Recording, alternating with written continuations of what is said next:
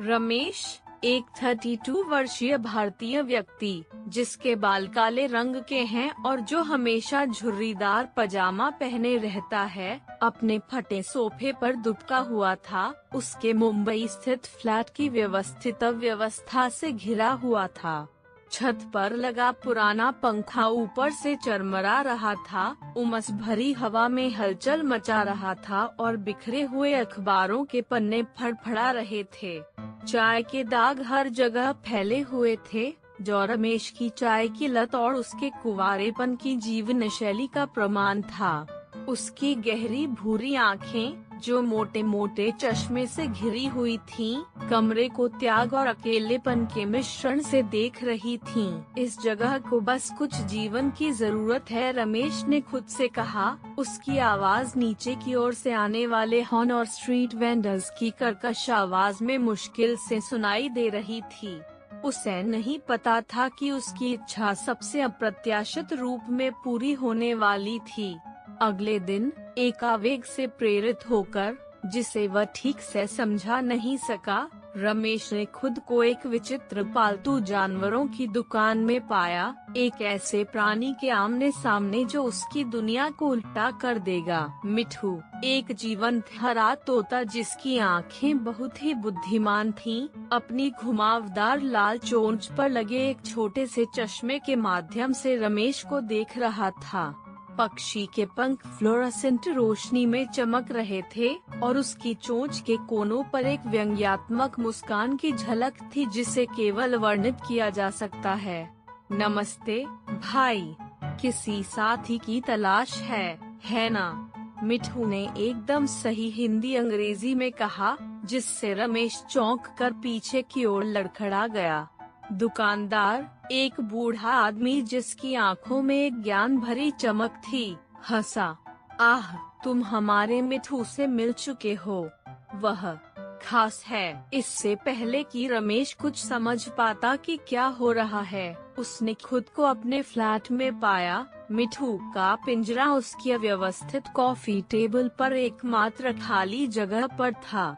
तोते ने खुद को घर जैसा बनाने में कोई समय बर्बाद नहीं किया। पिंजरे से बाहर निकला और जर्जर पंखे पर बैठ गया। अरे बेटा, यह जगह एक आपदा है। कोई आश्चर्य नहीं कि तुम सिंगल हो, मिठू ने कहा। अपना सिर एक तरफ झुकाकर उसने गंदगी का जायजा लिया। रमेश अभी भी सदमे की स्थिति में था, केवल इतना ही कह सका, कैसे? तुम्हें कैसे पता कि मैं सिंगल हूँ? मिठू ने अपनी आंखें घुमाई। यह इशारा इतना मानवीय था कि यह बेचैन करने वाला था। कृपया, यह इस फ्लैट पर और आपके चेहरे पर लिखा हुआ है। अब चलिए आपके जीवन के विकल्पों के बारे में बात करते हैं, ठीक है? इसके बाद अनचाही सलाह, कटु टिप्पणियाँ और आश्चर्यजनक रूप से व्यावहारिक जीवन युक्तियों की बौछार हुई, जो सभी मिठू की हिंदी और अंग्रेजी के अनूठे मिश्रण में दी गई थीं। रमेश ने खुद को आक्रोश, मनोरंजन और अनिच्छुक प्रशंसा के बीच बदलते हुए पाया, क्योंकि मिठू ने उसके करियर से लेकर उसकी डेटिंग लाइफ तक सब कुछ का विश्लेषण किया। बुद्धिमान तोते की बात पूरे मोहल्ले में फैल गई। जल्द ही रमेश का शांत फ्लैट चहल पहल का केंद्र बन गया। पड़ोसी, सहकर्मी और यहाँ तक कि अजनबी भी मिठू से सलाह लेने के लिए आने लगे। तोता इस बात का पूरा आनंद लेता था, ज्ञान के मोती और क्रूर सत्य समान रूप से बताता था।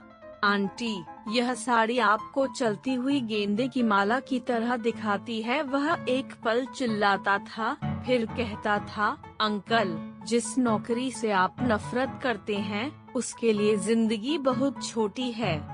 अपने जुनून का पालन करो यार। जैसे जैसे सप्ताह महीनों में बदलते गए, रमेश ने पाया कि उसका जीवन ऐसे तरीकों से बदल रहा है जिसकी उसने कभी उम्मीद नहीं की थी।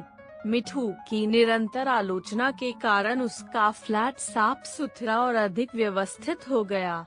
उसका सामाजिक जीवन खिल उठा और उसने डेटिंग भी शुरू कर दी। मिठू की अपरंपरागत लेकिन प्रभावी सलाह के मार्गदर्शन में एक शाम जब रमेश अपनी चाय पी रहा था, अब एक उचित कप में, दागदार मग में नहीं, उसने मिठू को देखा जो खिड़की पर सज रहा था।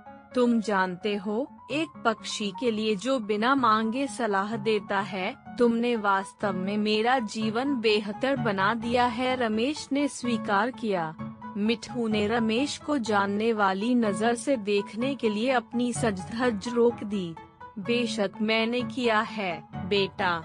अब उस शर्ट के बारे में जो तुम कल पहनने की योजना बना रहे हो,